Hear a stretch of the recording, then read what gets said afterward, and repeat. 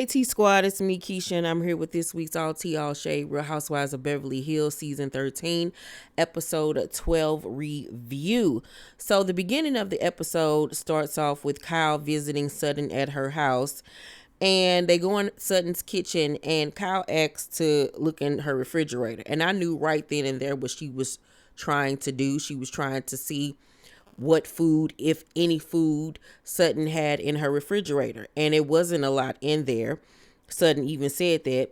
And I was like, why are you even doing it? Like, you trying to imply too that she might have an eating disorder?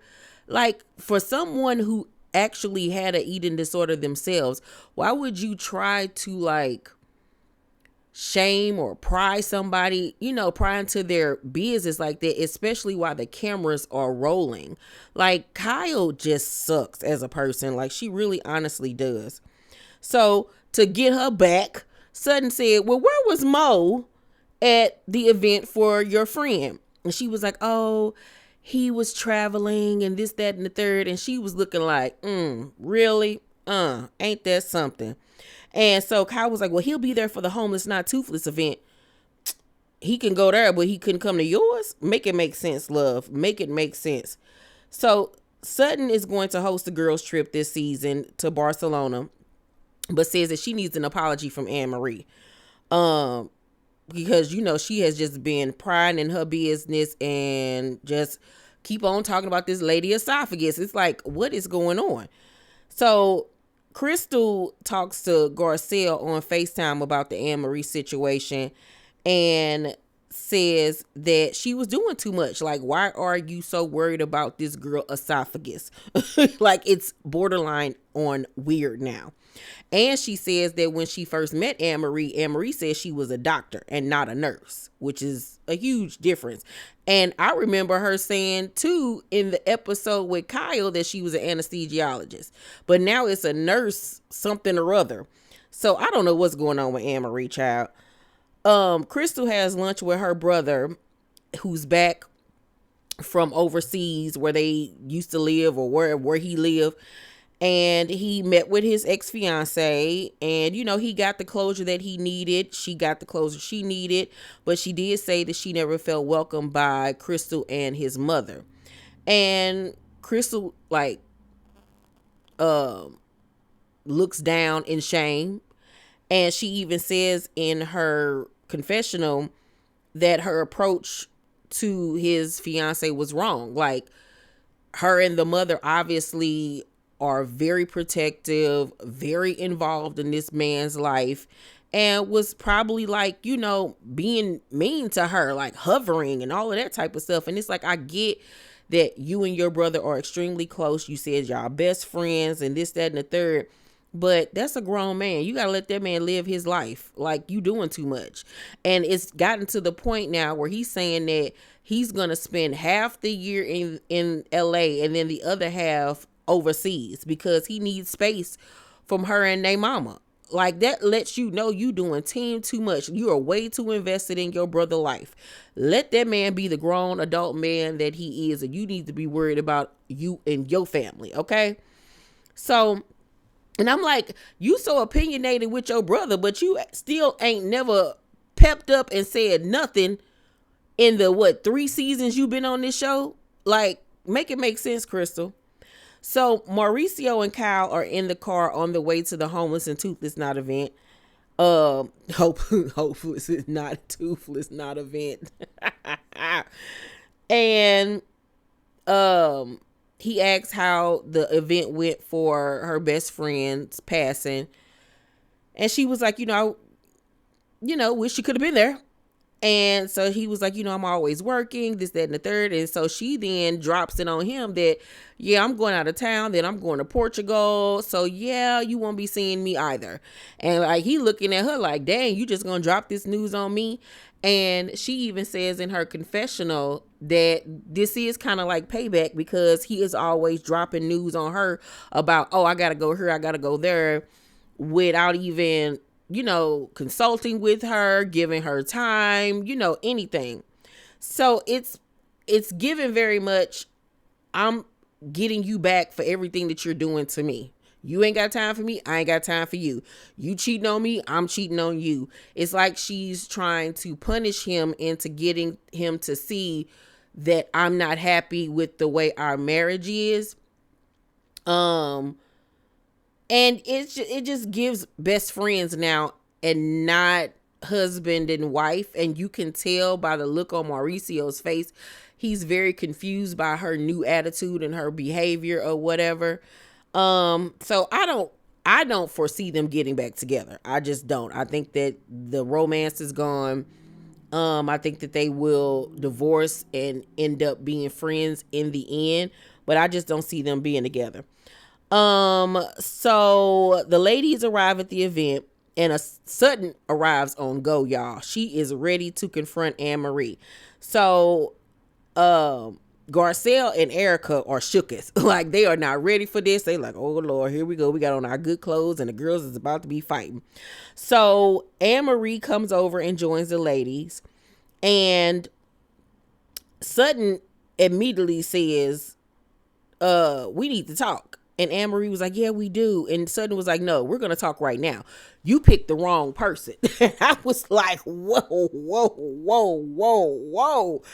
Simmer down, Sutton. Even Erika was shocked, like, ooh, we going there? Yes, we are. Annemarie then goes on to say that she's a liar, she's gotten caught in several lies, and that she can't drink while taking this certain medication that she named. And Sutton was like, are you my doctor? Like, why do you care so much? And Annemarie was like, I'm a board certified nurse. And Sutton says, you said I make this up. And she was like, I didn't say that. And that's when Crystal jumped in, and Crystal was like, you did say she lied. Then here come Annemarie talking about something I said potentially lied. No, you did not. So you want to talk all this crap, and then when confronted, you're going to sit up here and lie about it. Like, make it make sense, girl. So, then Annemarie says the biggest lie of them all. She says to Crystal, you said she had an eating disorder. And Garcelle said, oh, no.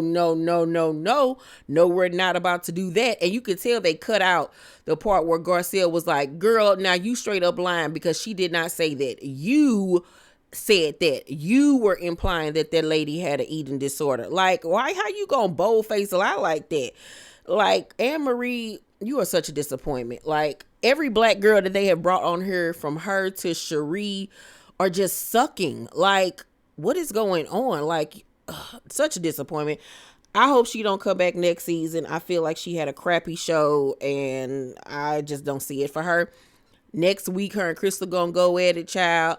Maybe she'll be able to redeem herself, but as of right now, she gets the thumbs down from me. So Crystal's like, you literally spent 2 hours talking about her, to the point where Garcelle and I had to leave because it was so annoying. The producers then play it back, y'all. Annemarie talked about Sutton and this esophagus situation from 6 o'clock at night to almost 11 o'clock that night. That's 5 hours. She went around talking about this situation to several people at this event. Like, my love, this is the angle that you're going to go with to try to get some camera time and to spark up some drama to have a moment. You look obsessed. Why are you so obsessed with me? So Annemarie was like, I'm trained to be a critical thinker. And so Crystal was like, oh my God. Annemarie says, Crystal, didn't you want to go to med school? If you'd gone to med school, you'd know that. And Crystal was like, did you go to medical school? Because when I met you, you said you were an anesthesiologist.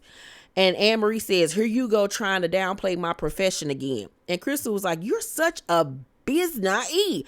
And Garcelle and Erika's face had me hollering. Their mouths dropped with shock, because we haven't seen Crystal get active since her first season on the show, child. So now we know if it got anything to do with Sutton, she'll get active finally.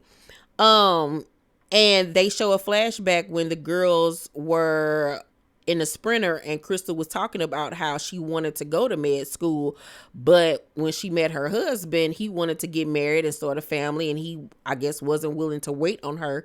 So she decided to put that aside, which is very unfortunate, but I guess she made the best decision for her at the time.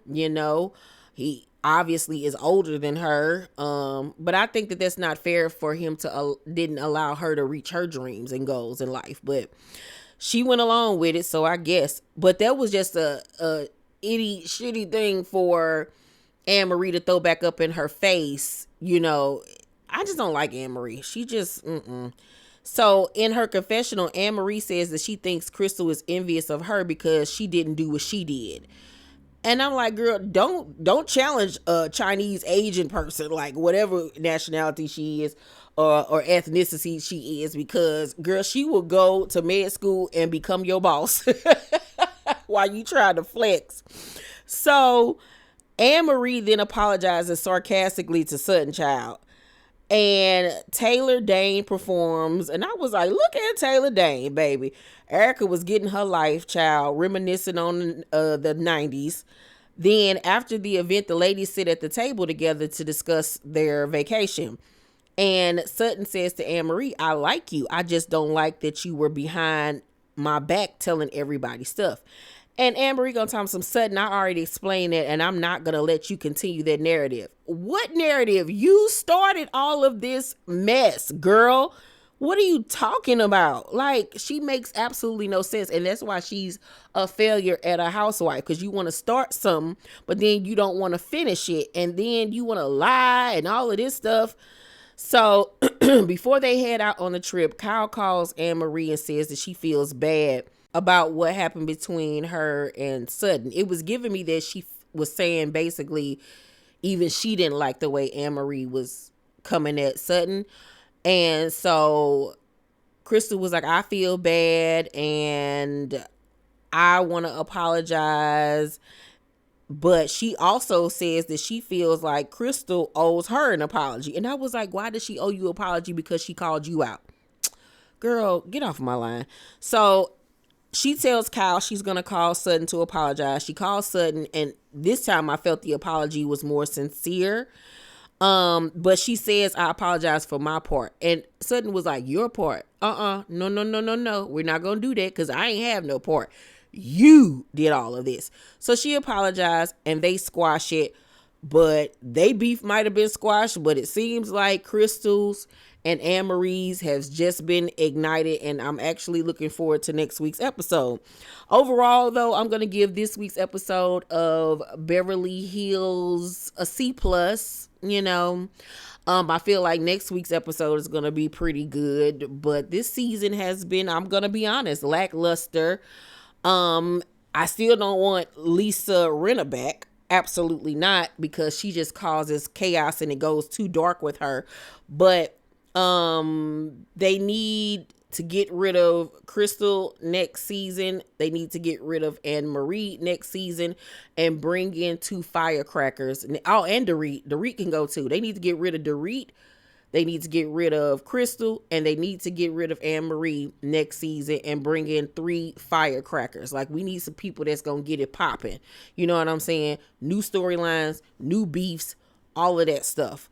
But y'all let me know what y'all thought of this week's episode of Beverly Hills. Let's talk about it. Make sure to thumbs up this video, like and subscribe, and hit that notification bell button. I love you guys, and I will see you on the next episode. Bye.